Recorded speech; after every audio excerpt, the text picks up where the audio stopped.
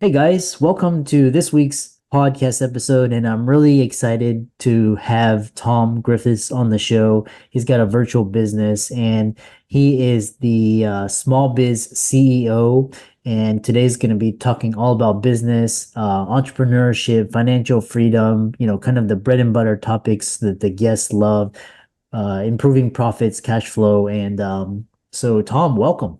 Hi, welcome. I'm sorry. Yeah, thank you for having me, Chris. Yeah, I know. I love this because you're able to live and travel and work from anywhere because you've got a virtual business. And talk about how you came to found Synergy CFO and what you do now. Yeah, yeah, thank you. My background's in finance, so I used to work in banking in London.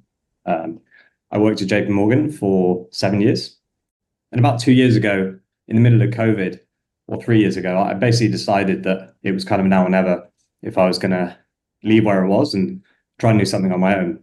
So initially I wasn't really sure what I was going to do, and all I knew was that I wanted to live and work remotely. So I basically took the risk, left the corporate world, and kind of tried a few different things. And what I found was that a lot of my old friends from kind of, well, that I've built up over the years were asking me questions around kind of how to run a business, and questions relating to the finances. And so what I realized was that actually all of this stuff came pretty naturally to me. But clearly, if my friends were asking me, then there was potentially a big problem.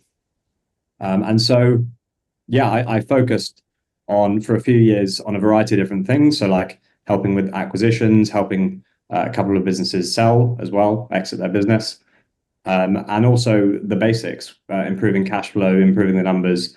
And then about kind of 6 to 12 months ago, focused on where I am now, which is essentially helping businesses just improve profits and cash flow, and using that as a tool to then be able to do what they want with the business, whether it's sell it, keep it for the long term and use it as a cash cow, or ultimately hit whatever their goals are from the business. Yeah.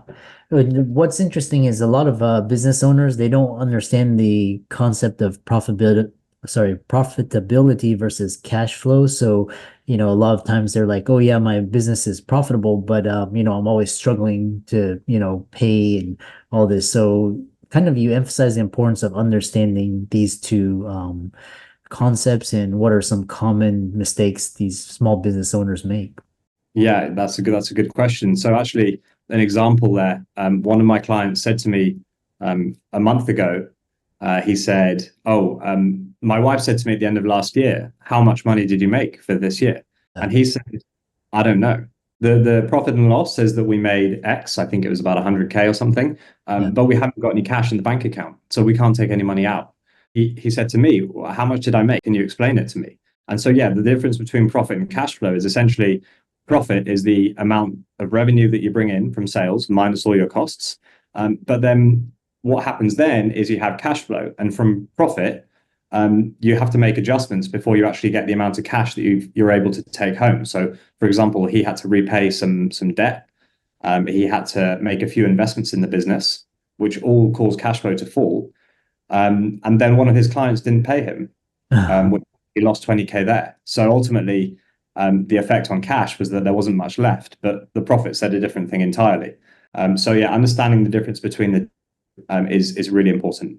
Yeah, it's there, and then there's this book called I think it's called Profit First, which kind of very was revolutionary in just talking about kind of putting your into buckets, especially for the for tax planning. That's a huge expense. Come April or your quarterly. So talk about kind of allocating and then also paying yourself first. That way, as a business owner, you don't get burned out or struggling, and your business was profitable. But you don't have any cash to, on hand. Yeah. So Profit First is a really good book. I would recommend it to anyone who hasn't already read it.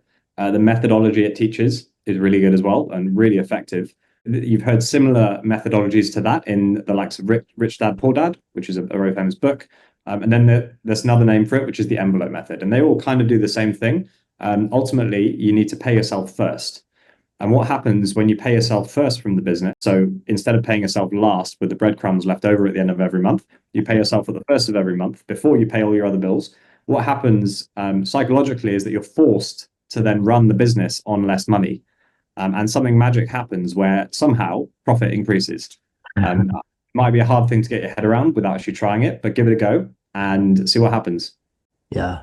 Yeah, there's this story because one of my colleagues, she has a derm practice, and there was bringing in like $1 million of revenue a year, but then she was like, "Yeah, I'm making $1 million a year," but then like come like all of her expenses were like 1.1 million, and she's like, "Yeah, my business is negative," so it's kind of these understanding how to manage cash flow, keeping track of expenses.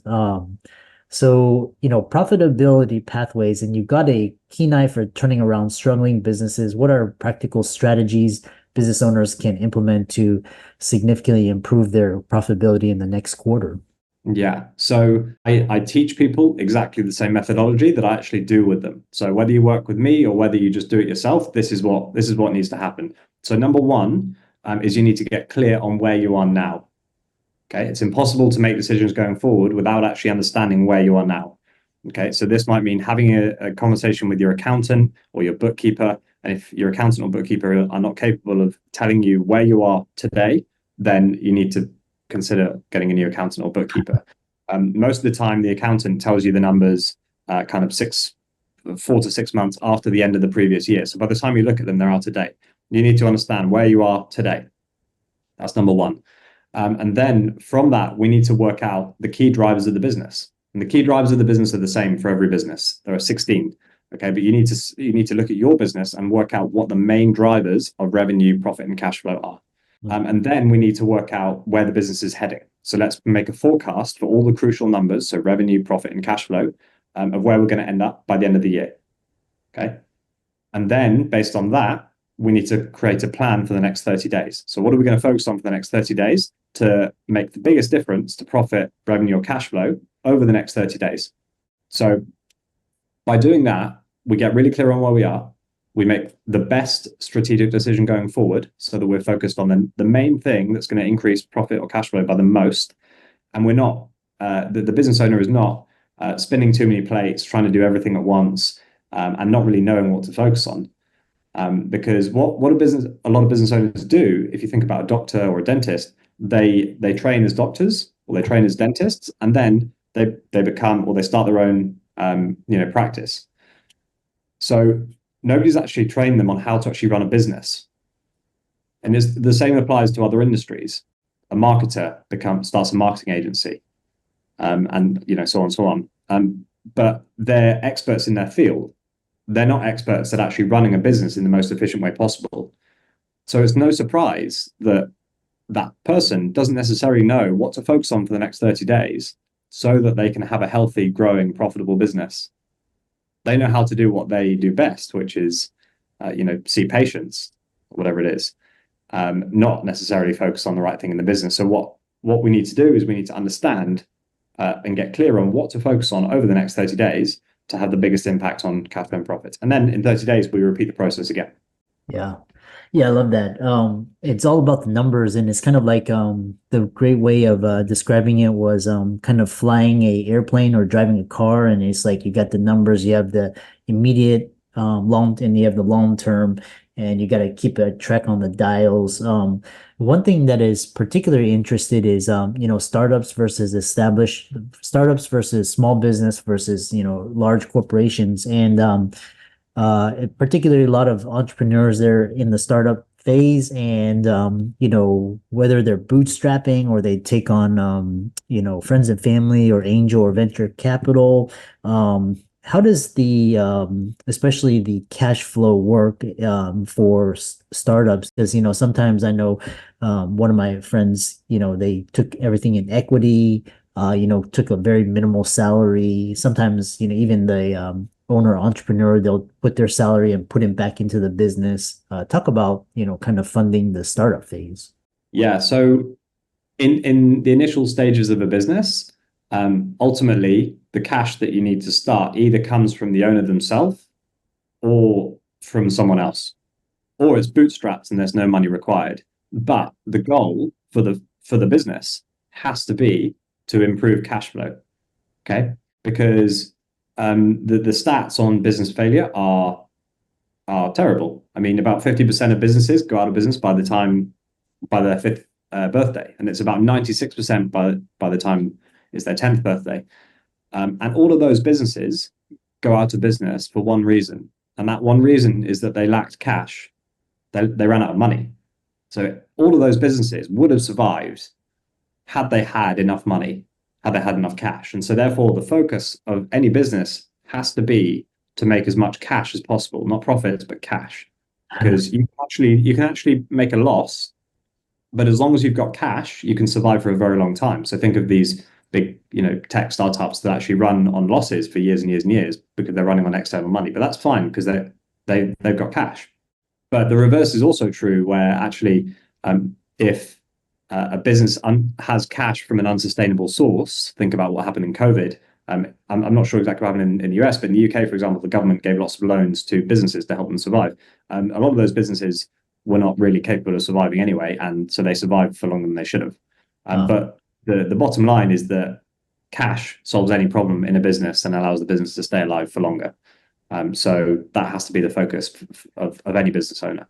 Yeah. Yeah, especially the cash flow, and there's the Airbnb, there's the Ubers, the Lyfts, even Uber just started to be profitable, I think this year or last year, Uber was started like in the great financial crisis, so it's been operating negative, but it's got a lot of venture capital, it's got a lot of shareholders, so I'm sure a lot of that the value was returned to the early investors.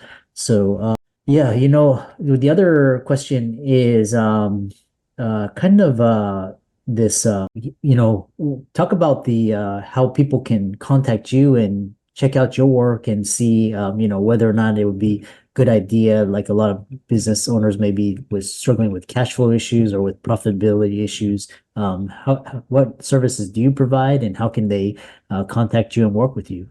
Yeah, good question. So I work with my clients. Generally speaking, I meet them about once to twice a month. And what I do is I help them improve profits and cash flow.